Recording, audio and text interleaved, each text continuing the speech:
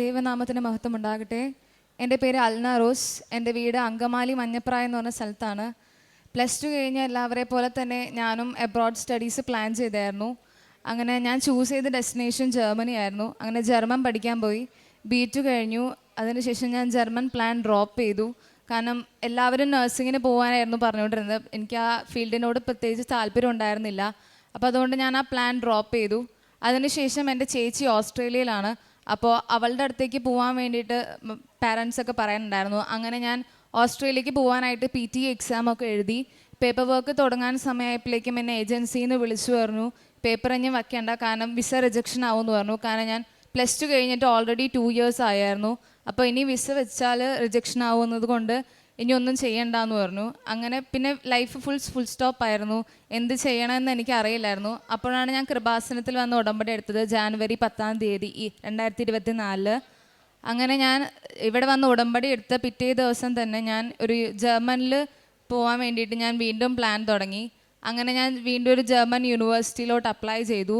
എനിക്കൊരു പിറ്റേ ചൊവ്വാഴ്ച എനിക്ക് എൻ്റെ യൂണിവേഴ്സിറ്റിയിൽ നിന്ന് കണ്ടീഷണൽ ലെറ്റർ വന്നു. ആ ലെറ്റർ ഞാൻ ഓക്കെ ആക്കി. പിന്നെ അതിന് ശേഷം പേപ്പർ വർക്ക്സൊക്കെ ഏകദേശം കംപ്ലീറ്റ് ആവാറായപ്പോൾ വിസയ്ക്ക് വെക്കലായിരുന്നു നെക്സ്റ്റ് എൻ്റെ ജോലി ചെയ്യുന്നു പറഞ്ഞത്. അപ്പോൾ വിസയ്ക്ക് വെക്കാൻ വേണ്ടിയിട്ട് PT വാലിഡ് അല്ല, അപ്പോൾ IELTS എഴുതണമെന്ന് പറഞ്ഞു. അങ്ങനെ ഞാൻ IELTS എഴുതാൻ വേണ്ടിയിട്ട് ഞാൻ ഒരു ഇൻസ്റ്റിറ്റ്യൂഷനിൽ പോയി ജോയിൻ ചെയ്തു. ഞാൻ IELTSന് ജോയിൻ ചെയ്യുന്നതിന് മുന്നേ തന്നെ ഞാൻ എൻ്റെ വിസയ്ക്ക് അപ്പോയിൻമെൻറ്റ് ഇട്ടായിരുന്നു. കാരണം വിസയ്ക്ക് ഡേറ്റ് കിട്ടാനായിട്ട് ഭയങ്കര പാടായിരുന്നു. അങ്ങനെ ഞാൻ മാർച്ച് 19-ന് ഓൾറെഡി വിസയ്ക്ക് അപ്പോയിൻമെൻറ്റ് എടുത്തു.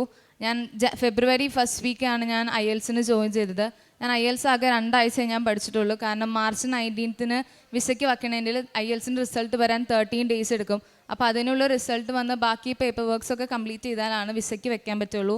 അങ്ങനെ ഞാൻ IELTS പഠിച്ച് 2 ആഴ്ചയ്ക്കുള്ള എക്സാം എഴുതി. അന്ന് ഞാൻ എക്സാമിന് പോയപ്പോൾ എനിക്ക് ഭയങ്കര പേടിയായിരുന്നു. കാരണം ഞാൻ 2 ആഴ്ച പ്രാക്ടീസ് ചെയ്തതിൽ ഒരു വട്ടം പോലും എനിക്ക് റീഡിങ് 1 അവറിനുള്ളിൽ കംപ്ലീറ്റ് ചെയ്യാൻ പറ്റിയിട്ടില്ല. ഞാൻ കൂടി വന്ന ഒരു 2 മണിക്കൂർ എടുത്തിട്ടാണ് എൻ്റെ റീഡിങ് എല്ലാം കംപ്ലീറ്റ് ചെയ്യല്. പിന്നെ സ്പീക്കിംഗ് ഒക്കെ 2 മിനിറ്റ് പറയാമെന്ന് പറഞ്ഞത് എനിക്ക് ഭയങ്കര ഒരു ടാസ്ക് ആയിരുന്നു.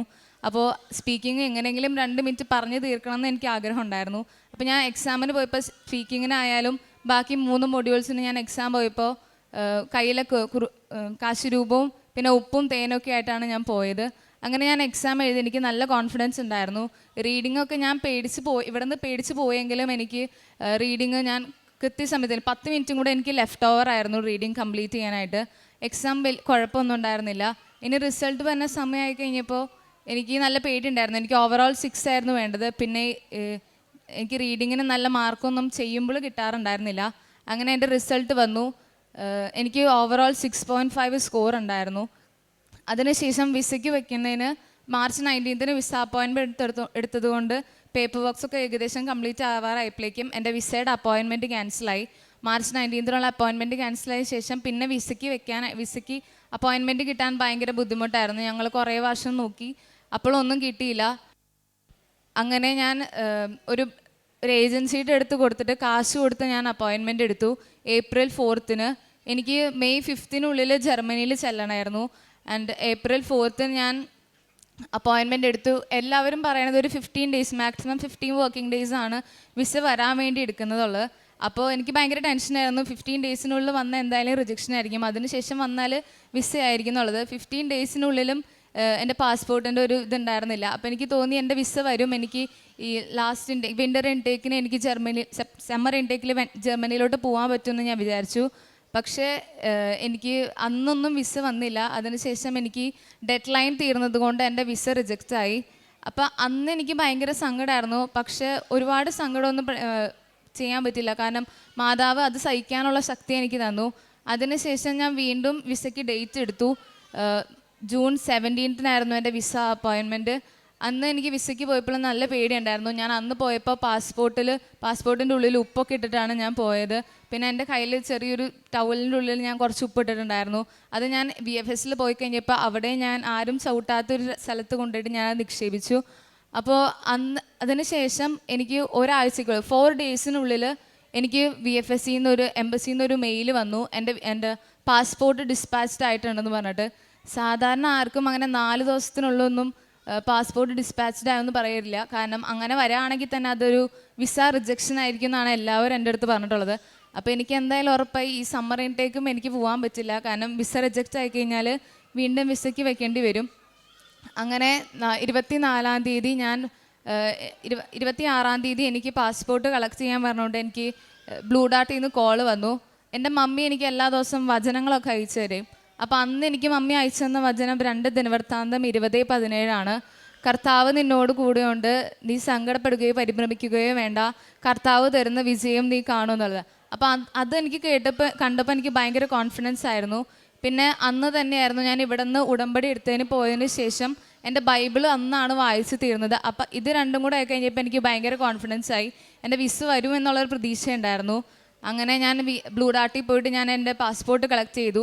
അതിലെനിക്ക് വിസ സ്റ്റാമ്പ് ചെയ്തിട്ടുണ്ടായിരുന്നു. പിന്നെ എല്ലാ സ്റ്റുഡൻറ്റ് വിസ എല്ലാം അടിച്ചു വരുന്നത് 6 മാസത്തിൻ്റെ ഒരു ഇതിലാണ്.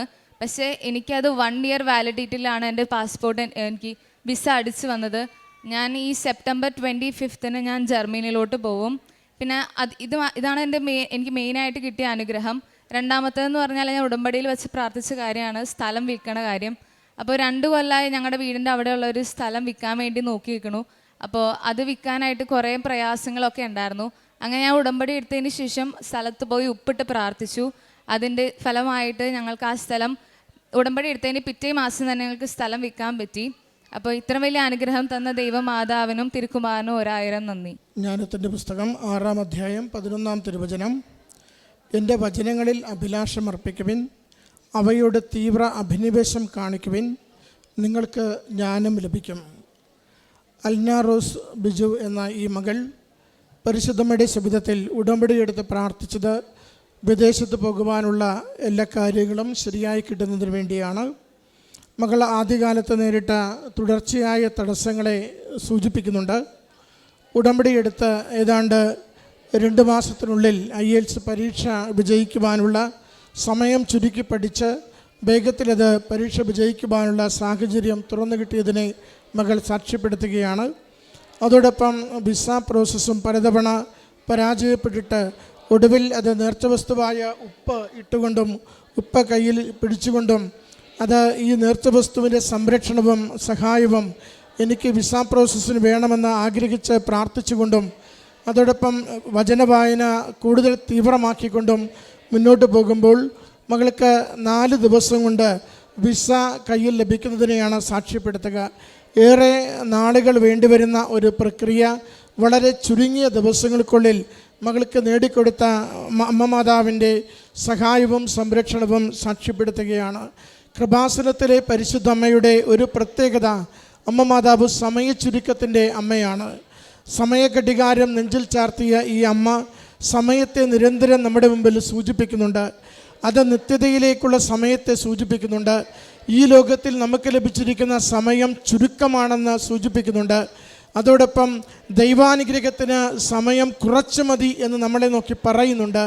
നമ്മുടെ ജീവിതം എങ്ങനെയാണോ അമ്മമാതാവിൻ്റെ അരികിലേക്ക് നമ്മൾ കൊടുത്തുകൊണ്ടിരിക്കുക, അതിനനുസരിച്ച് നമ്മുടെ ഏതൊരു പ്രശ്നത്തിലും സമയം ചുരുക്കി ഇടപെടുകയും നമ്മുടെ ജീവിതത്തെ വേഗത്തിൽ ദൈവതിരുസന്നിധിയിൽ കൊടുത്ത് അനുഗ്രഹിക്കുകയും ചെയ്യും. ആ സാക്ഷ്യമാണ് ഈ മകൾ നമ്മോട് പങ്കുവയ്ക്കുന്നത്. അമ്മമാതാവിനും തിരുക്കുമാരനും നന്ദി പറഞ്ഞുകൊണ്ട് കരഘോഷത്തോടെ ദൈവപിതാവിന് ഈ സാക്ഷ്യം സമർപ്പിക്കാം. അത്യപൂർവ ദൈവാനുഭവങ്ങൾ ഇനി നിങ്ങൾക്കും സ്വന്തം. ഈ യൂട്യൂബ് ചാനൽ ഇതുവരെ സബ്സ്ക്രൈബ് ചെയ്തിട്ടില്ലെങ്കിൽ ഇപ്പോൾ തന്നെ സബ്സ്ക്രൈബ് ചെയ്യുക. ഈ വീഡിയോ ഇപ്പോൾ തന്നെ നിങ്ങളുടെ സുഹൃത്തുക്കൾക്ക് ഷെയർ ചെയ്തുകൊണ്ട് കർത്താവിൻ്റെ പ്രേക്ഷിതരാകുക.